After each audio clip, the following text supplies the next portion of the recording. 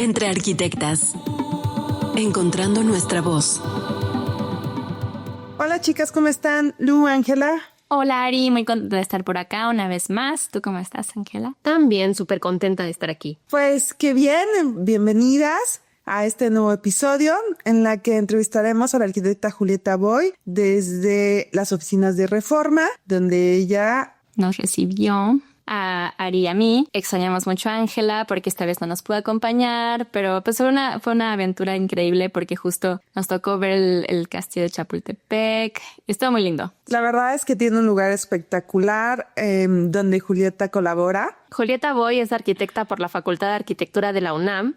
Ella complementó su formación con una maestría en diseño arquitectónico en la misma institución y un máster en arquitectura efímera por la Universidad Politécnica de Cataluña. A lo largo de más de 30 años ha colaborado en reconocidos despachos desarrollando proyectos residenciales, comerciales, corporativos y de usos mixtos. Durante más de 8 años fue gerente de proyecto en LBR Arquitectos, donde lideró el desarrollo y construcción de la Torre Reforma, uno de los rascacielos más emblemáticos de la Ciudad de México. Posteriormente ocupó puestos directivos en firmas desarrolladoras, especializándose en proyectos verticales de gran escala. Actualmente es directora técnica en Gensler, donde aporta su experiencia en el diseño y ejecución de obras complejas y de alto impacto urbano. Y de esto precisamente es lo que nos estará platicando. Pues vamos. Estás escuchando Entre Arquitectas. Hola, ¿cómo están? Nos encontramos otra vez en otro episodio de Entre Arquitectas.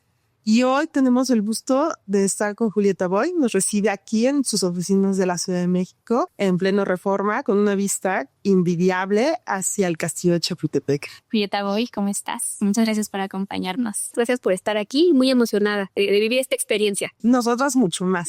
Y la verdad es que como ya es tradición, nos encantaría que nos platicara sobre Julieta Boy, la mujer. Ay, esa pregunta es como muy difícil, ¿no? Yo creo que desde muy pequeña lo que yo siempre quise es un poco romper estigmas. Si bien te venden la idea de la casita, los hijitos y tal, pues siempre como que busqué hacer más. Siempre imaginé estudiando una carrera, siempre imaginé trabajando, haciendo cosas, y es algo que me ha guiado y motivado a lo largo de toda mi vida. También como mujer, pues amo mi familia, ¿no?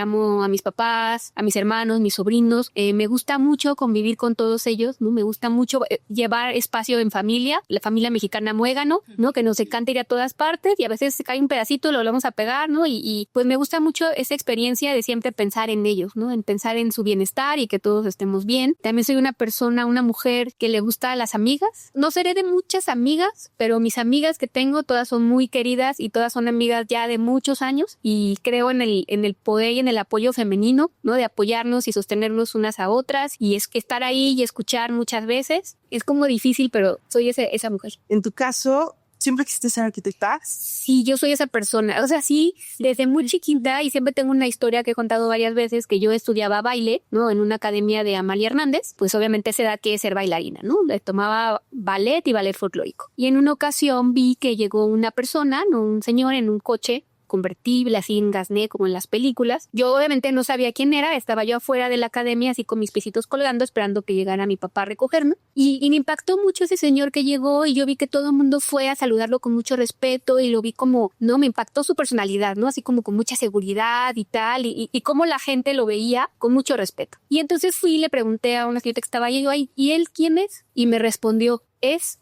el arquitecto. Y ya después, con el tiempo averigüé que fue Agustín Hernández, que en paz descanse, ¿no? Y alguna vez le conté esa historia. Y cuando llega mi papá por mí y me subo al coche y le digo, ya sé que quiero ser de grande, arquitecta. Y mi papá se volteó a verme, sí, bailarina, y no, esa, como que no le dio mucha importancia. Maña la presidenta. Ajá, exacto, así como, está bien. Y la verdad es que es algo que nunca cambié. O sea, siempre mi vida desde entonces estaba enfocada y estaba mentalizada en que voy a ser una arquitecta. Y todo iba de que, bueno, voy a estudiar dibujo y el color, y ya sabes que en la secundaria tomas dibujo técnico, y en la preparatoria, y como que siempre lo tuve muy claro, ¿no? O sea, yo quería estudiar arquitectura y quería estudiar en Ciudad Universitaria, porque ahí estudiaba mi papá y se conocieron con mi mamá, y como que era toda una historia. Yo decía, quiero estudiar ahí.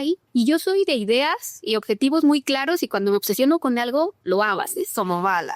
Y sí tuve una etapa y un periodo que todo el mundo me decía, pero si quieres ser arquitecta, pero es como de hombres, ¿no? O sea, Eso me pasaba cada rato. Y hasta la familia, las primas, no, pero como arquitecta, pero eso es como muy de hombres, ¿no? Y de repente cuando tienes la orientación vocacional, que es desorientación vocacional, te empiezan a querer hacer dudar, no, pero arquitectura, no, ya sabes, ¿por qué les quieren mejor odontología, no? O sea, pero quiero ser arquitecta, ¿no? O sea, ¿por qué me quieren hacer cambiar? Y siempre era mucho eso de, no, pero es que es muy extraño que una mujer sea arquitecta. Pero bueno, pues si quieres, ahora sí que mientras te casas, pues estudia arquitectura.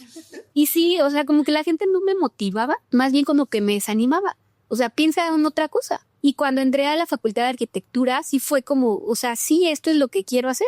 Sin embargo, imagínense que después de todo eso, que yo estaba obsesionada y apasionada de ser arquitecta, el primer año, y Ari, tú te acordás que la facultad no es fácil, como que fue muy duro. O sea, como que yo venía de sacar puros 10, de hacer la niña linda, modosita, toda nerd, estudiosa, y de pronto en la facultad, y ese primer año, para mí fue abrumador. Totalmente abrumador de que de repente te ponían 4, ¿no? Y yo, o sea, ¿cómo? O llevabas sin dormir 2 días y sí, 5. Y, o sea, ¿pero cómo, no? Y yo quería hacerlo todo perfecto, estaba tan entusiasmada y siento que ese primer año no lo disfruté, lo sufrí muchísimo. Y tan es así que hubo un momento en que dije, no, pues esto no es lo mío, ¿no? O sea, debo admitir. Lo dudas. Ajá, totalmente. Después de que todo el mundo te decía. Dije, tienen razón, o sea, no voy a poder ser arquitecta, no tengo lo que se necesita para ser una arquitecta. Y dejé un semestre dejé de estudiar porque estaba convencida que eso no iba a ser lo mío. Y luego, entré a trabajar en una obra que estaba muy cerca de la facultad, ahí sobre San Jerónimo. Te relacionaste inmediatamente con lo puro y lo duro. Sí,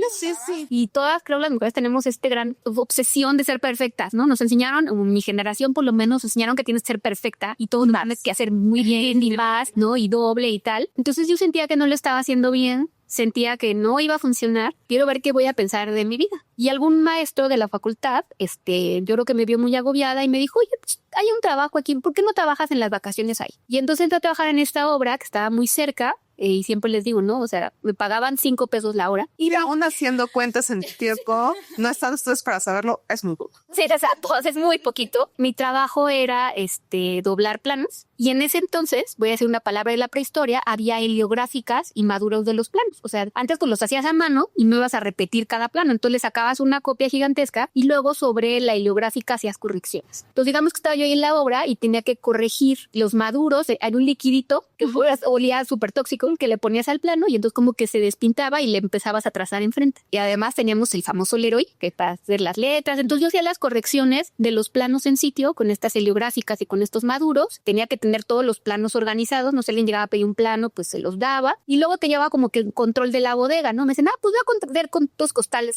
¿no? O sea, mi trabajo era ahora sí que desde abajo, ¿no? O sea, no había nada fancy, pero ese mundo me encantó. O sea, en el momento que me ensucié los zapatos de tierra y de cemento, fui la mujer más feliz. Fue una experiencia increíble, ¿no? Yo creo que era extraño. Yo era como en los Monster Inc., cuando se aparece un niño a los monstruos. O sea, era como para los trabajadores, ¿no? Me veían y decían, no, o sea, como que no sabía qué hacer, o sea, como que no entendían qué hacía una niña ahí, porque, bueno, no me conocen, pero yo soy muy bajita, pequeñita, y entonces decían, pues, ¿qué hace esta niña aquí? Y me acuerdo que mi mamá me decía, bueno, yo te pago el doble, pero ya no vayas, ¿no? Y en un principio, no es un ambiente fácil. Luego los arquitectos que me decían, ay, tráeme un café, ¿no? O sea, hacía ese tipo de situaciones, pero yo fui muy feliz en ese trabajo y retomé lo que yo quería hacer, mi pasión, que era la arquitectura, o en esos momentos ser arquitecta, y como que ese tiempo en obra me ayudó muchísimo a entender de qué se trataba. No se trata de que hagas el render perfecto o el plano perfecto, sino de construir las cosas. Y esa visión de construcción me cambió la visión de esta profesión, porque no es nada más hacer la perspectiva que se hace en ese entonces de geometría. Es cómo vas a construir esas líneas que hiciste en la geometría. Y eso me motivó muchísimo. O sea, estar en obra me cambió la vida. Y podemos decir, aparte,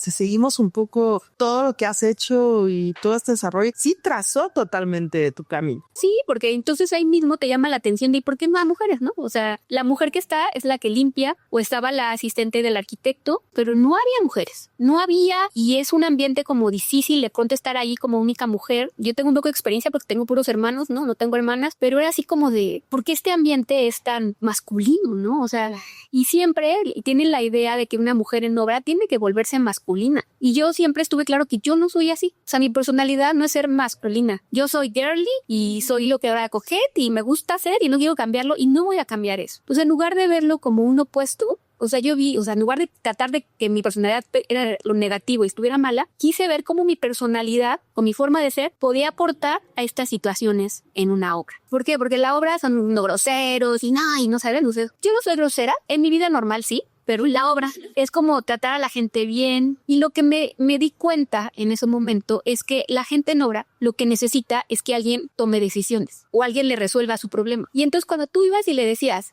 es que nadie me dice si esto es azul o rojo, pues azul, y se te quedan viendo y lo hizo con tanta seguridad, pues azul, ¿no? Y se van y luego te van a preguntar, entonces, ¿este de qué color es? Pues este es rojo, bueno. Y entonces empiezas a crear una relación de confianza con las personas y eso fue lo que me dio ganando un lugar. O sea, porque si a veces yo no sabía algo, le decía, no sé, pero déjeme averiguo. Y ya, y regresaba, no, esto se soluciona así. Y entonces fui creando un grupo y personas que me iban buscando, porque quién es la chaparrita, pero pregúntale, ella siempre sabe. Y no tenías que necesariamente, ¿no? Volverte agresivo, ¿sabes? O sea, sí hay que ser rudo y eso lo aprendí con el tiempo, ¿no? Hay veces hay que poner las cosas y ser importante y determinante porque sí es importante, pero finalmente puedo ser yo. O sea, puedo seguir aportando y mejorando a conciliar situaciones tensas. Y es algo que también me ha ayudado muchísimo porque siempre, ¿no? Esta testosterona de todos, yo, ya sabes, yo, lo que yo digo y tal. Y yo llego con una actitud conciliadora y eso siempre ayuda. Siempre ayuda y la gente lo valora que tengas este equipo y que puedas así trabajar. Entonces, sí fue algo que me fue marcando y fue algo que me dijo, la arquitectura debe construirse. O sea, sí está padre los planos, sí está padre hacer render, pero tenemos que pensar desde un inicio que eso se va a construir y cómo lo vamos a construir. Entonces eso me ha marcado mucho de que he trabajado haciendo proyecto ejecutivo, ¿no? He trabajado desarrollando tecnología, resolviendo cosas complicadas. Sí ha marcado una pauta y ha marcado esta imagen que mucha gente tiene de mí en obra. Tengo una foto ahí con un casco rosa que en su momento me pareció súper cursi, pero sí marcó, la gente me decía, mira, es la del casco rosa, ¿no? Y como que sí creó una identidad que ha ido así a lo largo de mi carrera. ¿Y ves una diferencia enorme ahora o sientes que sigue siendo básico antes y ahora precisamente tener un set de habilidades determinadas para poder manejar equipos tan grandes de personas, de tecnología, de maquinaria, de complejidad como la que tú estás como participando y colaborando? Sí, no, hay un abismo de diferencia, ¿no? O sea, hoy vas a obra y vas a una junta de obra y más de la mitad son mujeres. Cuando yo estaba en una junta de obra con 30 personas, era la única mujer. Entonces hoy si llegas a una junta y está desde la segurista o está la ingeniera, que también, o sea, la ingeniería, o sea, nosotros vamos a ver, la ingeniería nos lleva a la ventaja, o sea, hay una cantidad de ingenieras súper profesionales y metidas ahí impresionante, o sea, llega una junta y es ingeniera la estructura, es ingeniera la de mecánico, ¿sabes? O sea, ya hay muchísimas ingenieras en la junta, lo cual antes nunca sucedía y ya hay un balance, o sea, sí ya notas una diferencia muy notoria, por lo menos de presencia de mujeres en la construcción. Sí hay muchísimas más, muy jovencitas. Lo que yo siempre digo es que, por ejemplo, yo nunca hasta el día de hoy he tenido una jefa mujer. Ya tengo mucha gente, mujeres, ¿no? Que trabajan en mi equipo, que forman parte de mi equipo, pero yo nunca he tenido la imagen de cómo es una mujer siendo jefa, ¿no? O sea, mis jefes siempre han sido hombres. Y es pues ir rompiendo esa barrera y a mí me gustaría que las chicas o las arquitectas que trabajan conmigo pues vayan teniendo una imagen, ¿no? De cómo puede ser una líder, pretendo ser la mejor líder, pero pues tengo un tipo de liderazgo que puede ayudar, ¿no? A abrir, a tener esta confianza, a tener este sentimiento de equipo, ¿no? Y eso es para mí muy importante, es romper esos estigmas. Y sí, las cosas han cambiado, las tecnologías han cambiado muchísimo y ahora hay que irse adaptando, ¿no? Ahora hay que irse con tu modelo BIM, ir a las instalaciones, traer tu iPad y eso nos ha facilitado y a mí siempre me ha gustado actualizarme y hacer todas esas cosas.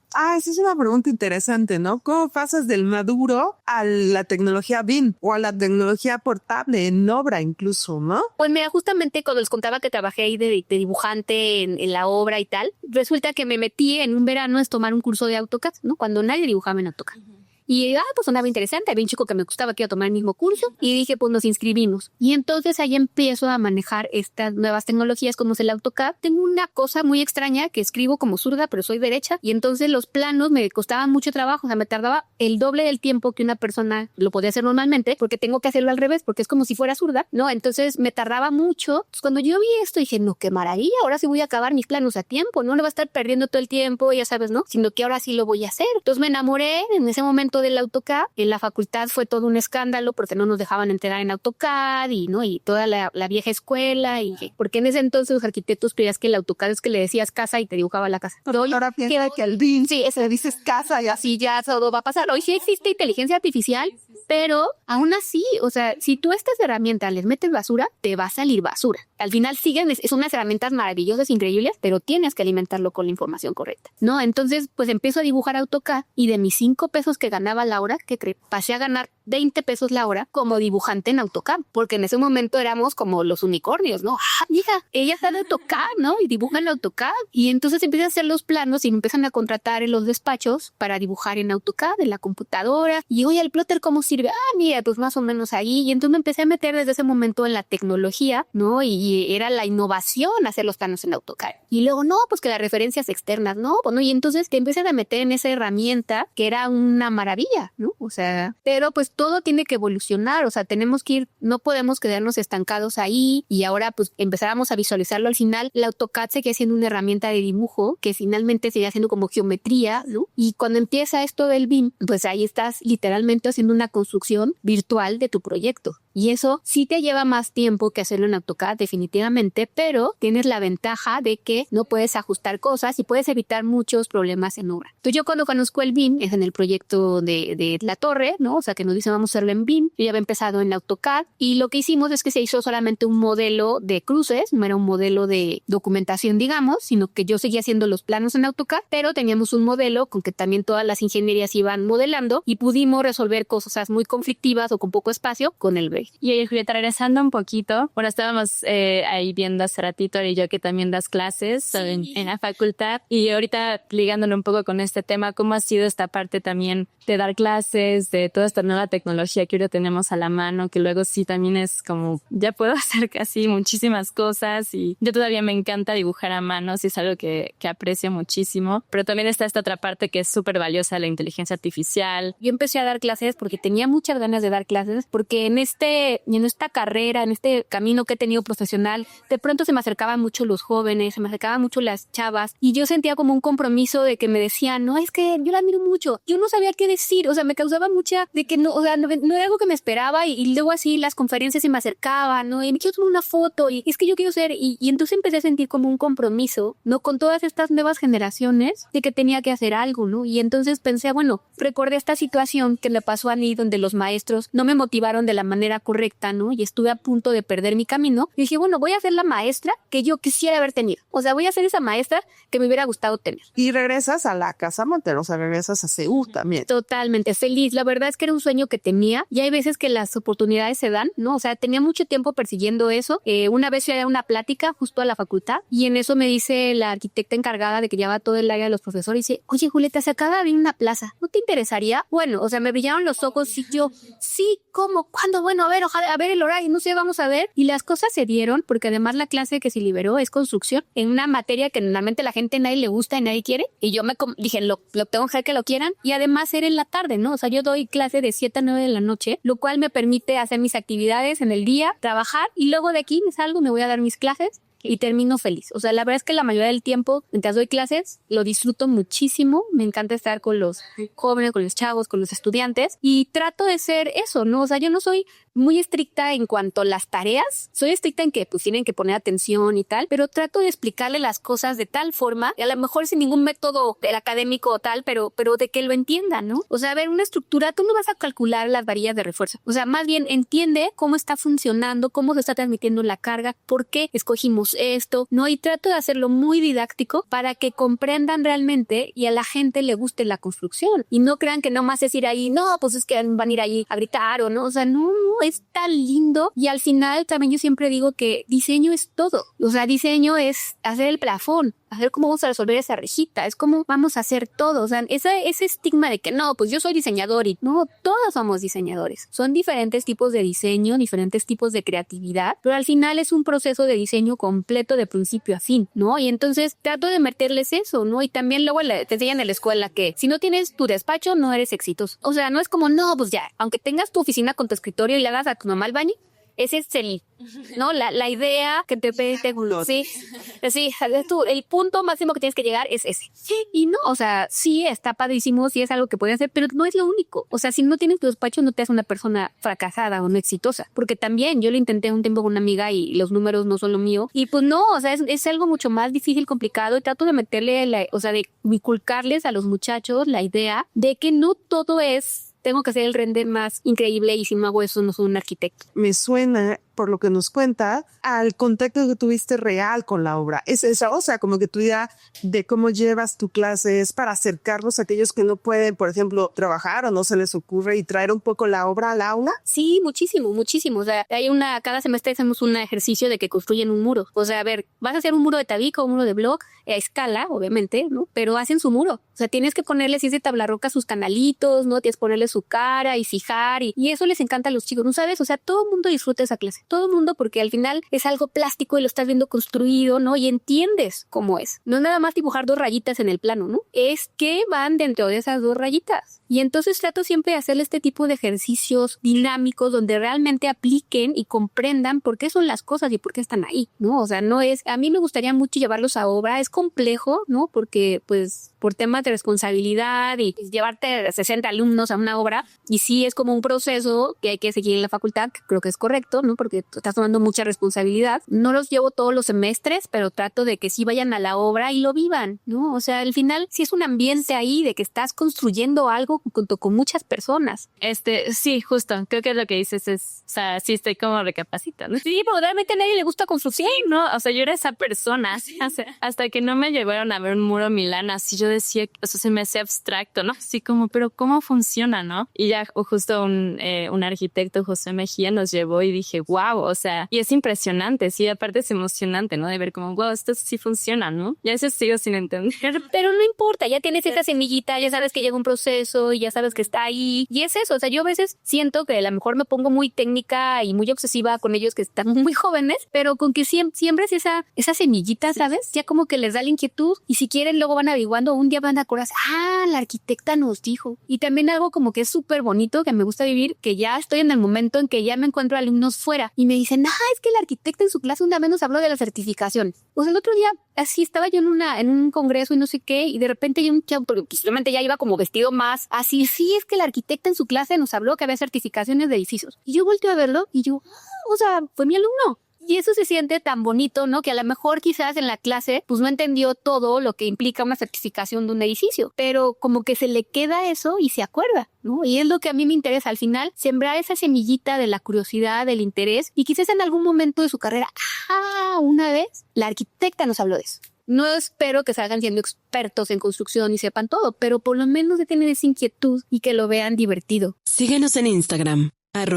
@entrearquitectas. Y también estaría bueno, platícanos sobre esta extensión de tu pasión. Saltas después al oratorio un poco, que es primera manera de compartir información. Pues sí, ¿Qué retos? mira, para empezar, como les dije, yo quería ser artista bailarina, entonces me encantan los escenarios, me encantan los aplausos. Y pues al final, obviamente, mi carrera de bailarina no llegó mucho más lejos, ¿no? O sea, a un cierto nivel, porque pues igual no podía seguir siendo bailarina y arquitecta, si eso se llama madurar. Pero sí me gusta los escenarios, ¿no? Me gusta estar ahí. Y entonces, cuando me empiezan a invitar a ir a dar conferencias y me empiezan a invitar a estos eventos, o sea, para mí es como desarrollar esa fase que no puede hacer artística. Para el show. Exacto. Entonces, al final, estar enfrente de un público, poder decir algo que les interese y poder participar, me encanta. O sea, es algo que sí, y yo en un principio siempre digo, ya va a ser la última conferencia. Y no, se me vuelven a invitar y vuelvo a caer y vuelvo a caer. Y o sea, siempre termino invitándome. Ya obviamente hablo de diferentes temas, he estado en foros de diferentes cosas, me invitan a muchos paneles de discusión y es algo que bueno, uno no gana dinero de eso. Pero sí es algo que igual me ha dado como mucha imagen y la gente se acuerda de mis pláticas o me dice, tenía una plática, o no. O en la pandemia, tantos videos y cosas que salieron. Entonces, mis sobrinos me aman porque dicen que soy famosa en YouTube, porque ahora la fama la mides ya no en la mides que tengo un despacho, sino cuántos videos de YouTube tienes, ¿no? ¿Cuántas vistas tienes? Entonces yo ni sabía cuántas vistas tenía hasta que mi sobrino me dijo, tienes un video que tiene 18,000 vistas, ¿no? Y yo, ¿en serio? No sé. Y entonces cuando empiezas a ver las nuevas generaciones, esa es la forma en la que se actualizan o se mantienen información y de repente pues haces una conferencia y sale en YouTube, ¿no? O tienes una tesis y sale en YouTube y pues la gente lo busca y ve sus videos. O sea, de verdad, yo no sé cuánta gente me ha dicho, ya he visto tus videos en YouTube. Y me siento como influencer, o sea, no sé si estoy vendiendo algo, pero sí, o sea, al final es una fuente de información que los jóvenes van y ahí buscan. No tengo un canal ni nada, sino que son publicaciones que van saliendo de diferentes lados y tú le pones a mi nombre y mis sobrinos, mira, ponemos tu nombre, mira cuántos videos salen. Y eso es como que para ellos soy una persona exitosa porque salgo en YouTube. Pero eso me gustó mucho, ¿no? Entonces, sí, como dices, ¿cómo ligo todo esto? La verdad es que soy una persona muy activa.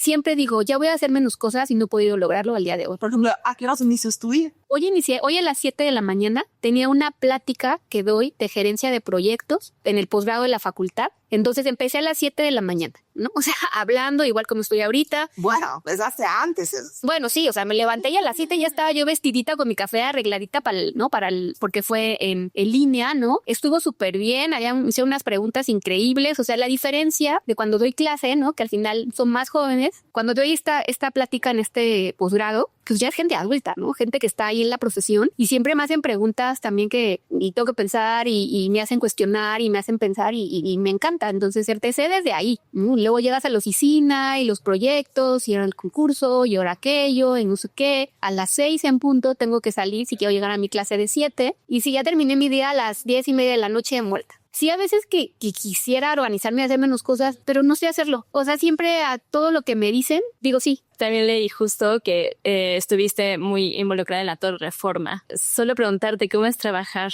en este tipo de proyectos inmensos. No, pues obviamente ese proyecto para mí fue un antes y un después en mi carrera, ¿no? O sea, fue un proyecto que le dediqué más de 8 años de mi vida y mi pasión, ¿no? O sea, y al día de hoy justo fui a dar una visita a la torre y fue algo donde pude dedicarle toda mi cariño, mi pasión y mi obsesión por la arquitectura. Entonces nosotros pues al final somos arquitectos, como digo, integrales, ¿no? Entonces yo estuve desde un principio, desde el diseño conceptual hasta que se entregó la llave a la administración. O sea, viví todo el proceso. Pero como te digo, para mí el proceso, si no involucra el cómo lo vas a construir, pues no es un proceso. Yo empecé a trabajar con Benjamín Romano, ¿no? Que siempre le mando saludos y le agradezco mucho la oportunidad que me dio en ese proyecto y no solo la oportunidad, sino que él siempre me apoyó y me respaldó. O sea, él nunca cuestionó mi autoridad, siempre me respetó como el líder de ese proyecto, pero yo trabajaba en el área de proyectos. O sea, hicimos todo el diseño, el muro, las perforaciones, toda esa tecnología y todo lo que ustedes ven ahí reflejado, lo hicimos en la oficina. Y yo fui la gerente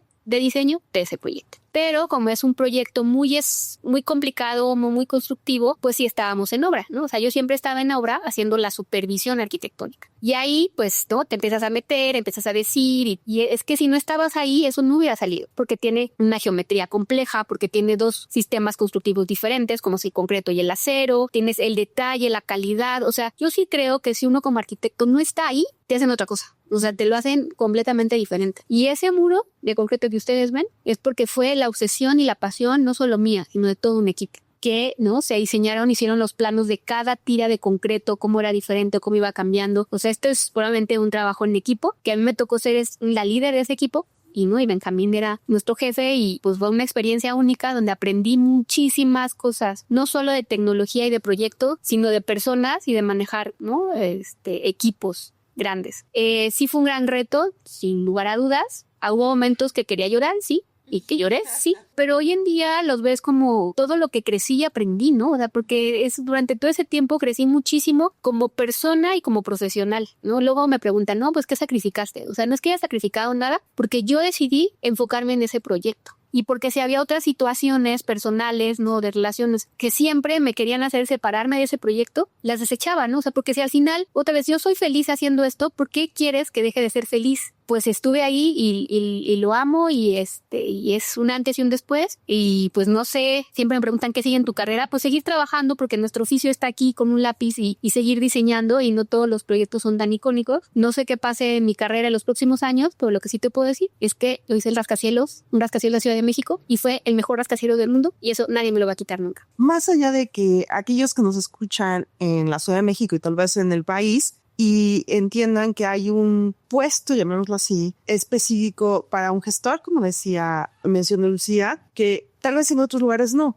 Estaría muy padre que nos fueras puntualizando cómo lo ves realmente y cómo lo vives y cuál sería el camino más cercano como para que lo entendiéramos y no solo pensáramos que es una gestión como en lo abstracto, ¿me explicó? Para mí gestor es el que hace es un gestor de los trámites y de licencias, ¿no? O sea, aquí nosotros decimos gestor al que va y te saca la licencia. No sé si quizás de ahí venga como que el término incorrecto, ¿no? O sea, tú contratas un gestor que es el que va y te organiza los papeles y te saca tu licencia de construcción, ¿no? Para mí eso fue, ¿no? Lo que como dije, no, pues no, yo no tramito licencias, ¿no? O sea, yo coordino un equipo, integro y hago la administración de un proyecto. Y cuando uno administra un proyecto, pues va, ¿no? Desde que haces tu lista de planos, ¿no? ¿Qué planos vamos a necesitar? Y en vez de hacer tu lista de planos, empiezas a distribuir las tareas, ¿no? O sea, ¿cuánta gente tengo? ¿Cuándo tengo que entregar? ¿Tú qué vas a hacer? ¿Tú no sé qué? Tienes que revisar los planos. O sea, si eso yo más como una gestión, pues lo veo como una coordinación. Y toda esta tecnología y toda la coordinación que implicó este proyecto, pues obviamente había especialistas de cada una de las áreas, ¿no? O sea, había una gran ingeniera, que debo mencionar, una gran ingeniera que diseñó la estructura, es muy buena en lo que hace. Y cada quien que estaba ahí, había uno muy bueno que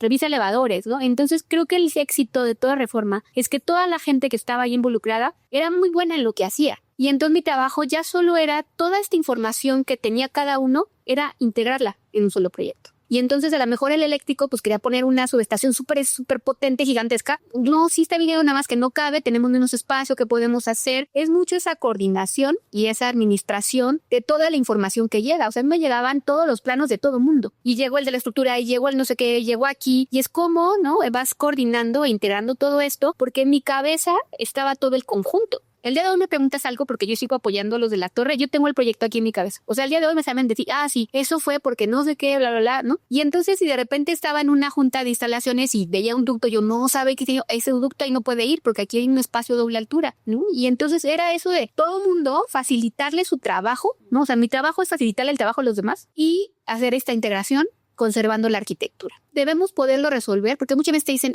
no sé, la torre no tiene columnas y es triangular. ¿Sabes cuántas personas nos dijeron que no se podía? Pues no, o sea, es al contrario, o sea, busquemos toda esta gente experta en lo que sabe, busquemos cómo hacerlo.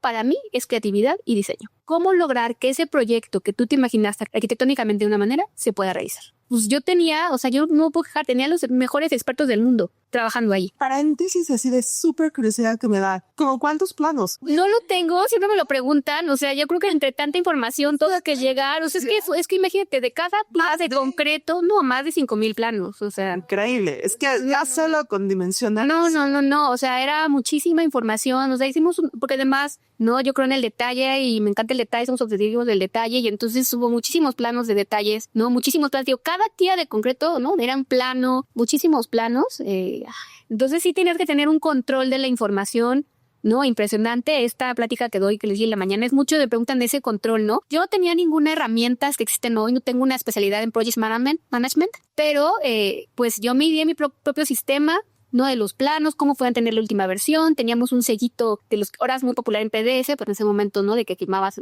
en PDF. Y si no tenía mi firma con la última fecha, no les pagaban. Y entonces creamos nuestro propio proceso que nos funcionó muy bien, ¿no? Una de las cosas que más me entusiasmaba de platicar contigo para aquellos que nos escuchan es no solo creo que la arquitectura a veces en el quehacer de la formación, desde la escuela hasta cuando ya vas tomando presencia, ya sea en, como tú dices, una práctica personal o privada o parte de un despacho, es entender que no solo tienes esta responsabilidad de que el muro se construya o que el muro no se caiga o que el muro quede diseñado en este caso con el despiece perfecto y con la sincronía arquitectónica que quieras, sino también hay una gran parte en poder tener una como credibilidad porque están poniendo literal a alguien dineros en tus manos. Sí, claro, bueno. ¿Tú siempre estuviste consciente de eso? ¿Te fuiste haciendo consciente desde que estuviste checando cuántos costales había? ¿Entendiste que la arquitectura es no solo global en el dibujo, no solo global en la obra, sino que se tiene que construir? Y tiene que ser un negocio. Los arquitectos nos sentimos artistas,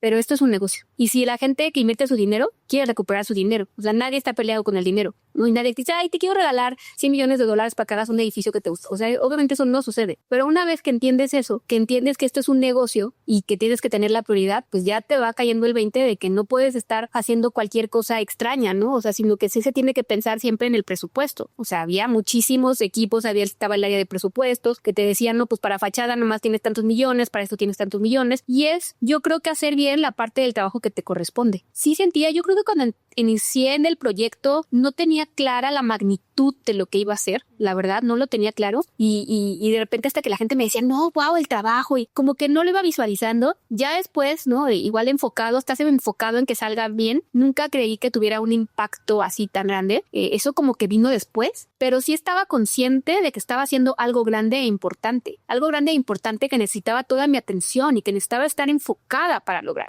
y que pues había un equipo que esperaba mucho de mí, de mis decisiones y de lo que yo estaba haciendo. Pues bueno, lo peor que puede hacer uno es estresarse y meterse dos números, ¿no? Yo siempre digo enfócate en lo que estás haciendo y hazlo bien. Y las cosas van sucediendo, ¿no? y van teniendo este flujo de la vida. Preguntarte, ¿te gusta cómo va moviéndose ahora la arquitectura? ¿Te gusta cómo nos vamos integrando? ¿Te gusta este crecimiento que notas en la escuela y esta más integración de mujeres? ¿O este nuevo conflicto que también tienen los estudiantes? A Lucía le tocó el coronavirus, el tener que estar cortado de la escuela, la no interrelación. Entonces hacia allá va también mis preguntas, ¿no? ¿Qué te gusta y qué no te gusta? ¿Y hacia dónde va esta como perfil de qué más quisieras seguir haciendo? Por supuesto, el día tiene 24 horas. Sí, Era N cantidad de horas. ¿Hacia dónde? Pues mira, o sea, sí, al final uno tiene que adaptarse a en las épocas, las situaciones que te tocaron vivir, ¿no? O sea, sí no soy de que, bueno, cada tiempo pasado fue mejor. O sea, sí he tratado de adaptarme a la situación, tanto social, política, económica que pasa. Sí, como toda mi generación, he tenido un problema de comprensión a los millennials, centennials y más, ¿no? O sea, sí debo admitirlo, ¿no? Que, o sea, que sí, es como, ¿por qué? Porque nosotros somos educados con intensidad, como tienes que hacerlo, lo que les decía, la perfección, no sé qué. Y entonces cuando ves que a los jóvenes no les importa esa perfección y es como de, saber, pues eres marciano, ¿cómo?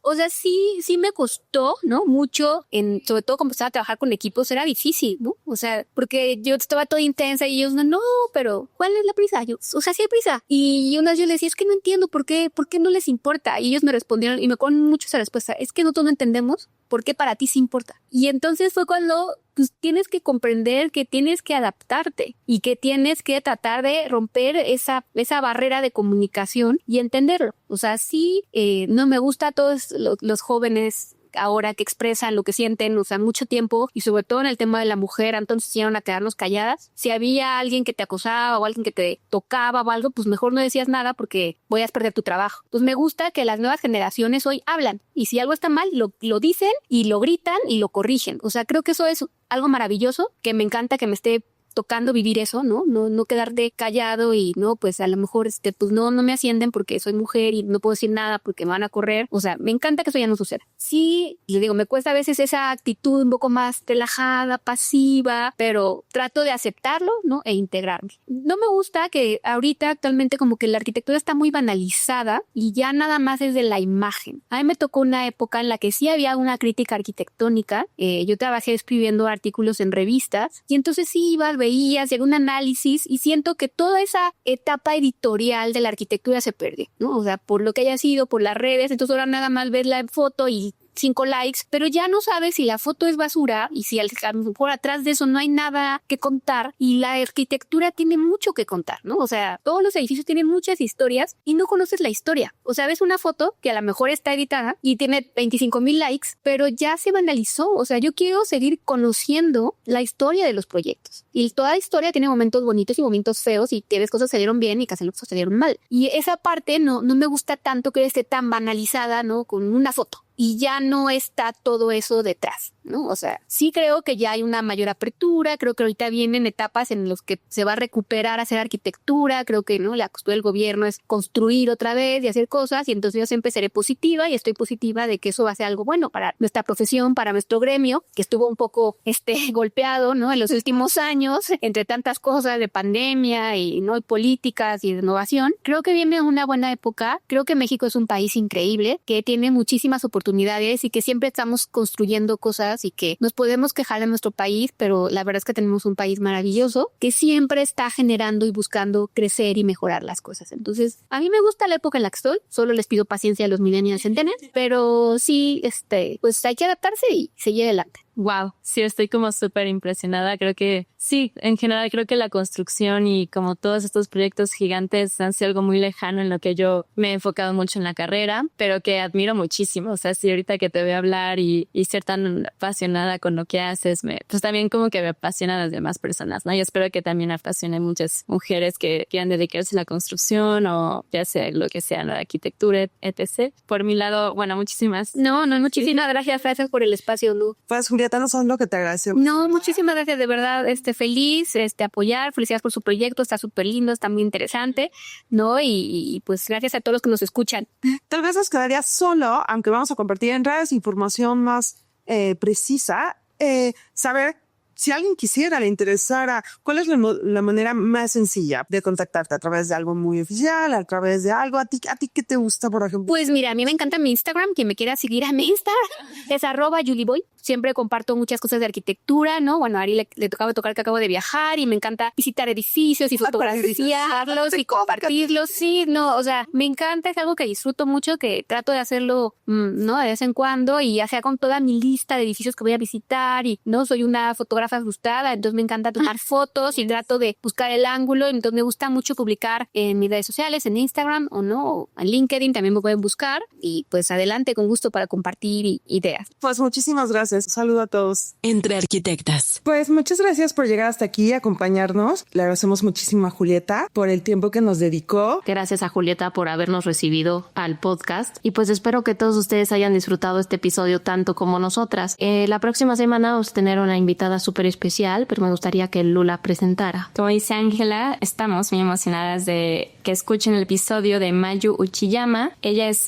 una amiga arquitecta originaria de Japón, pero bueno, ha vivido casi toda su vida en Estados Unidos y pues bueno, está muy vinculada como yo en estudiar y realizar ejercicios de arquitectura y música. Entonces, pues bueno, no se la pueden perder. Y pues bueno, ya para acabar, queremos agradecerle a nuestro productor Jesús González Ponce. También queremos agradecerle a Cecilia Anaya por las cortinillas. Y por supuesto a la música que nuestra querida Lucía hace para la introducción del podcast. Y por supuesto agradecerles a todos ustedes que nos escuchan y que llegaron una vez más al final de un episodio. Nos pueden encontrar en nuestras redes sociales como @entrearquitectas. Yo soy Ariana y me pueden encontrar como @Ariana_N_Arriaga. A mí me encuentran como Ángela Urrutia. Y a mí me encuentran como Lu_Ram_. Nos vemos a la próxima y muchas gracias. Chao.